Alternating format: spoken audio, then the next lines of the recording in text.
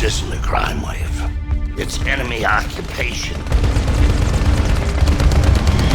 I need you to wage war against Mickey Cohen.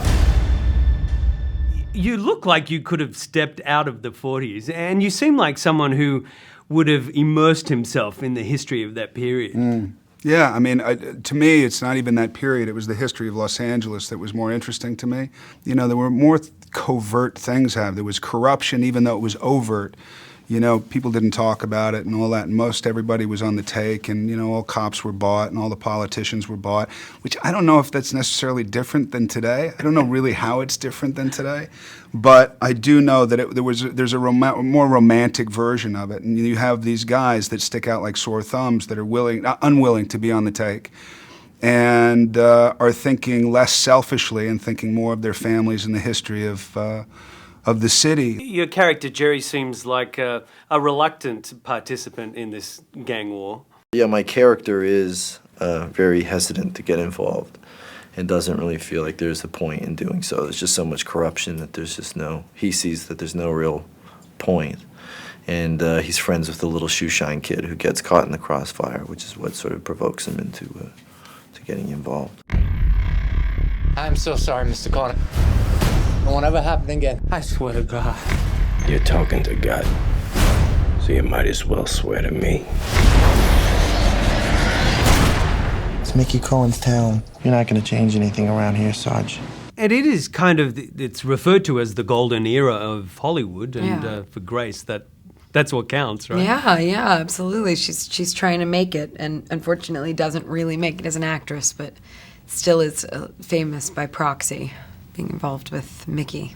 What is the allure of this time period? I think the just overt glamour that this time period seems to kind of, bleed out is something that people have been drawn to for a long time.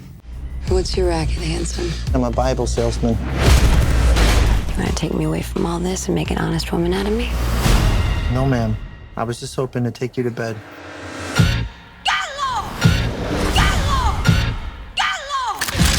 You can't shoot me. You're a cop. Not anymore. Yeah, I think the allure was also just the fact that there was a different set of values back in 1949 and during that era, and it seems like that there was just a bit more innocence. I think it harkened back to a day where people took pride in who they were and what they did and the way they looked. I think it really shows us the beginning of what we know today as American culture. So people are just fascinated by it. People wore suits to go to the grocery store. Yeah, things weren't so disposable like they are now. Everything was worth something. It had weight. Well, I'm looking to put a squad together. Almost there. A small squad. 5, maybe 6 guys. Going up against 40? Well, you gotta die something.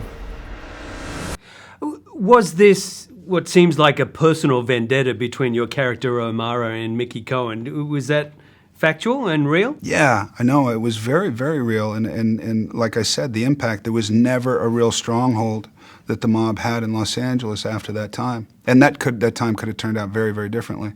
You learn about the outfit in Chicago, you learn about the mob and the 5 families in New York. We don't have that. And that's because of these guys. Look out! You're gonna be begging for a bullet before it's over.